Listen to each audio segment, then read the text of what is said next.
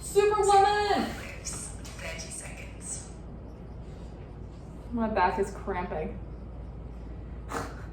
Hi, my name is Scout Forsythe. I'm a professional ballet dancer with American Ballet Theater, and this week I am testing out ballet-inspired workouts. Get in there.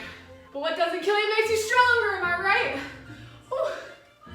So I know there's a lot of workouts out there that claim to be ballet inspired, but I was really curious to see how ballet inspired they were versus just some ballet sprinkled on Pilates or something like that. I dove headfirst into 5 different workouts. I started with barre and then a recovery focused workout called the Hamrick Method. I did a ballet workout called Ballerina Fit, which is inspired by boxing, and then I tried Fit by Kel, which is a circuit and sculpt training for ballet dancers. And then I finished it off with the Train Like a Ballerina method, which is all about keeping ballet dancers fit during whatever part of your season you're in. The thing about ballerinas is that we are the perfect mixture of strength and flexibility. And so I think that is something that's very unique. Seeing that and watching that and knowing that ballet dancers are so in tune with what's going on in every part of their being, I think there's kind of an attraction to that. So I took a barre class with a good friend of mine. Her name is Alyssa, and she's a certified barre instructor. It's inspired by Pilates, ballet, yoga, every kind of training modality out there mixed into one, and like it just swooped up ballet and they kind of mixed it together. Most of the barre workout was in a standing position, but the leg was bent as opposed to ballet where your leg is almost always stretched and straightened. And I noticed that by having my leg bent and working kind of the movement of the upper body, there was the stability muscles around the knees that were super fatigued and super sore the next day. Those muscles are like kind of like the coils or the springs around your legs. Just gives you better jumps and it helps you land. So to me, that's like a, hey, I don't use this muscle enough. So I think the reason that this class in particular was hard for me, even though it was kind of the most similar to an actual ballet class, was the repetition of doing something over and over and over again. You know, I'm very used to, you do something a couple times and then you move, because ballet isn't just like standing there and like lifting your arm up, you know, we're dancing. So there's a fluidity of movement in working our barre and in class, whereas this is a workout. Like you want to get your blood pumping, you want to do something, you want to fatigue your muscles. So that was really hard to do a bunch of tendus and a bunch of pliés and demi-secondes, like, Grab a sip of water if you need it. I'm already sweating. Then we got down to the ground, and that was really awesome because there was a lot of really pretty movements that were engaging the core, and I was so sore the next day in my abs and my side leg. Laughing hurt. All right, we're gonna start parallel on the side, so feet all the way together, no space in between the legs. Barre, we did a lot of movements and squats and stuff in parallel, and parallel is not a classical ballet position. It's incorporated in a lot of dancing and like more like lyrical-esque ballets and contemporary stuff, but you will not find a parallel dancer in a ballet, proper ballet.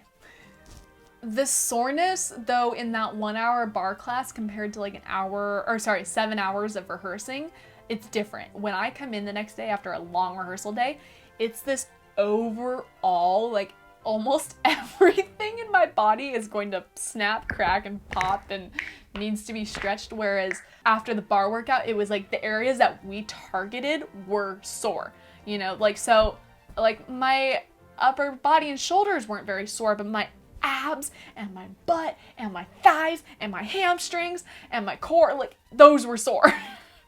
I think that I'm gonna start adding barre in more of an off-season sort of thing because it is a good workout and it is ballet inspired. I'm not sure that doing in the middle of performance season, I'm gonna do a barre class because it's freaking hard. Like you go hard in it.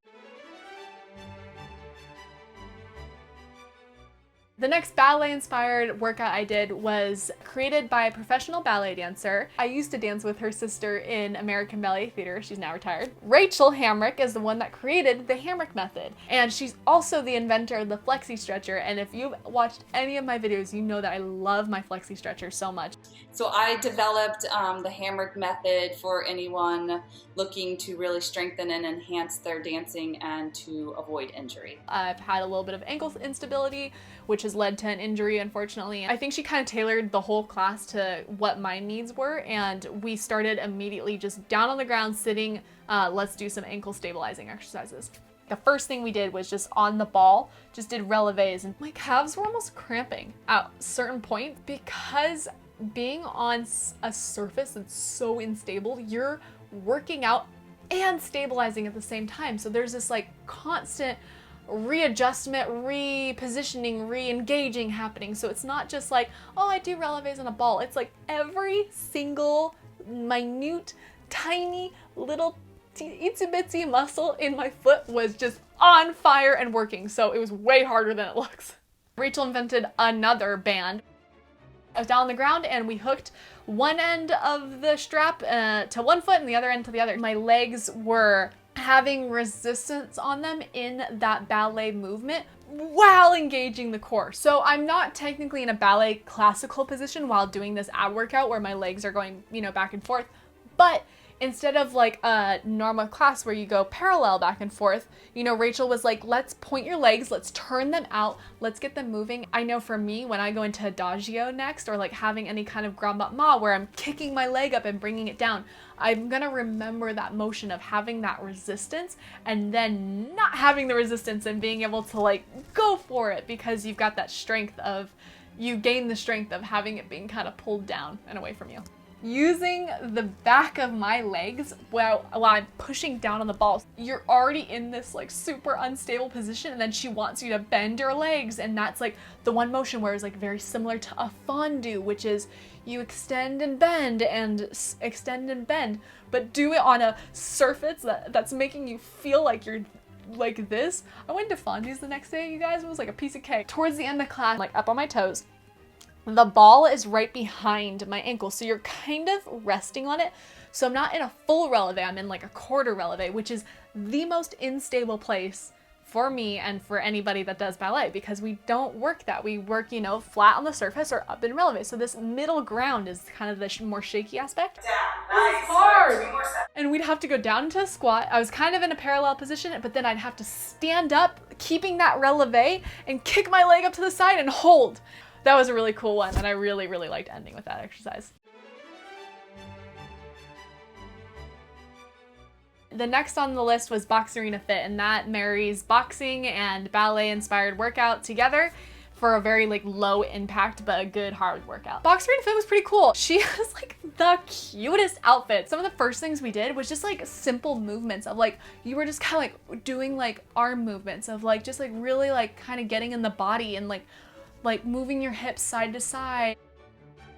I love it. She's got all her jewelry on and like leg warmers. I feel like she should go grab some of my leg warmers. She just looks so cute with them on, and I need to do it. I love a good leg warmer over your tight. The things that kind of just reminded me the most of ballet is like the way that she liked to move her arms. There was one part where she had us doing full-on swan arms, and we were doing like bourres, but we weren't doing bourres in the sense of like ballet where you just keep your body up and like move the ankles. You were kind of just taking little tiny steps which were engaging like the butt, the calves, the inner thighs, which was very, very, very much like a ballet move. Like that's what you do in swan, like you bourre and you bring your arms up and down. It's almost as torturous as swan leg. There wasn't too much boxing in this one, but I think there were just some motions where we were doing stuff and she was like, okay, and punch, and punch. Can't do it. I think we're getting hot. They really work. Those leg warmers. She definitely is aware of where like the body weight is, and I think that's kind of where like the boxing kind of came in, because I think just from what I know and kind of my not super deep knowledge of boxing is that they're constantly on your toes, moving to the next place, avoiding what's happening in front of you. So I think that was like the really cool aspect of using your body weight as your workout gear. See, the difference between ballet and this is I don't do this on stage for 10 minutes straight. Oh, my arms are killing me. So I'd say this workout was definitely more dance inspired than it was just like a ballet inspired workout. I don't know if I would do something like that before a show or like in the middle of a heavy rehearsal period, just because it's so hard. I have Sundays and Mondays off when we're just rehearsing, and on Mondays I like to do at least one like decent Pilates inspired or something like workout where I'm just like, oh, that was hard and I'm getting a sweat in. That could be my new Monday. I'm really worried about this one. She seems like a badass. Oh. The next one I did was a sculpting class from Fit by Kel. It was just on YouTube. Like, it was that simple. You know, what I loved about the overall workout part of it is that it was very, very, very ballet inspired. Her classes definitely had some barre in them. Like, we started off in that second position. We were just doing some plies and then move the arms and move the arms. Ooh, it's a butt burner. It wasn't so much about how many exercises she could fit into that half-hour workout or that hour workout. It was the quality of them. So when I was doing some kind of movement, I could kind of almost zone out in a sense. You got a little dog over there. Coach Kel, you're killing me. There was a lot of stuff when we were using the barre that was very, very ballet-esque. Facing the barre, and I'm lifting my leg. So the penché, and this is a ballet move. You're standing at the barre, or you're dancing with a partner, and he's behind you and he's holding you, and your one leg is standing down straight, so that's at 6 o'clock, and your back leg is at around 9 o'clock, and it goes 10, 11, 12, and you're in like a straight up and down line of your legs, and your body's trying to stay as lifted and like as pretty and up and like, oh, this is so easy and effortless, and you're like, ah. The things that weren't ballet was like a lot of the floor work. This is honestly a movement I've never done before. This is pretty funny. It's like learning new choreography. We're just like, what? Planking is not something you do in ballet, but it's super helpful for core strength and overall body strength, and it's a really, really good quick warm-up, especially if you're like, I'm running late. What's the one thing I could do? I swear all the dancers are down their planks because it kind of fires that whole body and that whole internal core you're having to like hug and hold. My arm. Fit by Kel, 100% behind her, would absolutely do it again.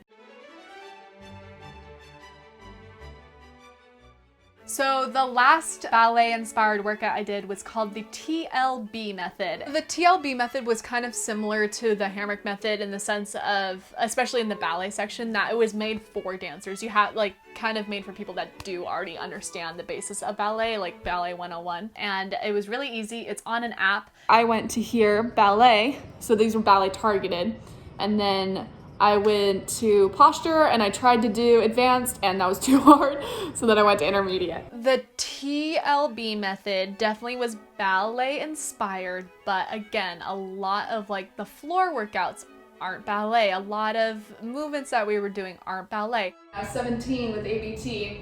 Our teacher director was Kate Leiden, and Kate Leiden had the most beautiful port-de-bras and the most like smiliest face when she did it. And whenever we would do this kind of motion with our hand, she'd always say, scoop the ice cream, scoop the ice cream, scoop the ice cream.